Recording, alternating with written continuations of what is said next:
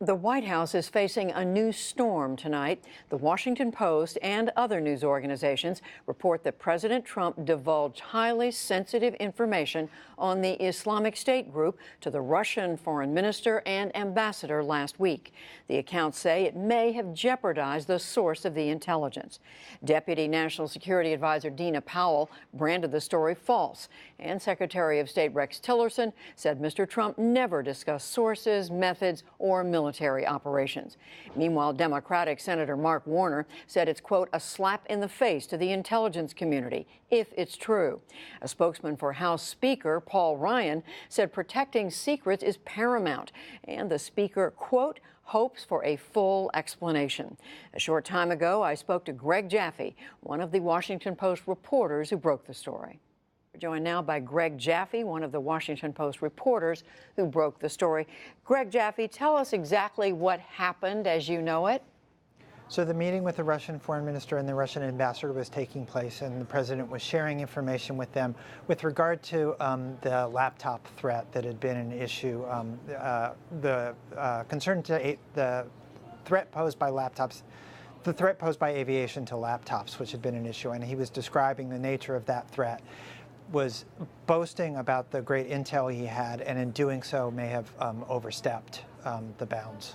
So this is information that had come from a U.S. ally, is that correct? Yeah, that's exactly right. And it's particularly sensitive, and I think the ally, which controls the dissemination of the information, would be upset to have learned that it landed in the Russians' hands. It sounds as if, from your reporting, Greg, that the White House recognized pretty quickly what had happened, because you wrote that they contacted both the CIA and the National Security Agency afterwards. Yeah, that's exactly right. And they, controlled dissemination of the transcripts immediately afterwards, and they struck the references to a sort of memo summary that went out in the White House describing the meeting to ensure that the information didn't get out any further than it already had. Obviously, the problem is not internal to the U.S. government. The problem is the dissemination to the Russians. What is the damage done here, potentially? You know, I think there are a couple of concerns. You worry first and foremost about potentially compromising sources and methods that has allowed us to gather this intelligence over a period of time. My understanding is that this is a sort of a stream of intelligence that's been useful over quite a period of time. So I think that's the first and foremost worry. The secondary worry is that you compromise a relationship with an important ally.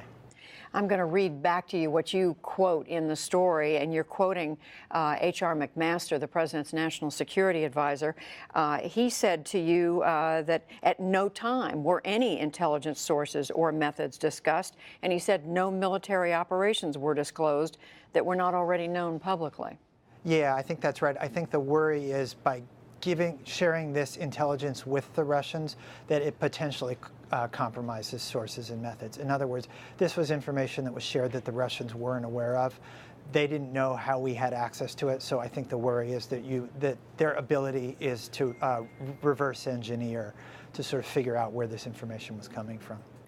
Clearly, Greg Jaffe, you're not going to tell us your source on this story, but is it fair to say the White House did not want this information revealed? Yeah, I think that's very fair to say that the White House is very concerned. I think both about the information shared in the Oval Office and about the story. Where does this go from here? I mean, so the president has shared this in a conversation with the Russian foreign minister, the Russian ambassador to the U.S. What can one expect? Has there been an apology made to the ally, the country, the officials from whom the information came? You know, I don't know the answer to that, and I think this is one of those issues where it's so unprecedented that I'm not sure where it goes from here. You know, I've been reporting on national security matters for quite a while, and it's hard to recall something like this. Are presidents given some sort of training or guidance on how to talk about intelligence? Well, you know, they get talking points prior to the meetings, and this is where it's important to have talking points and have a staff prepare the president and have the president be willing to listen and be prepared. And I think that's the concern, that this is a president who doesn't have a long history in government, is a president who relies on his gut and likes to wing it in meetings. And I think that's the concern here. You know, you have to be open to being staffed. And I think that's potentially what was worrisome here. Greg Jaffe of the Washington Post, one of the reporters on this story that has just broken within the hour. Greg, we thank you. Yeah, thanks for having me.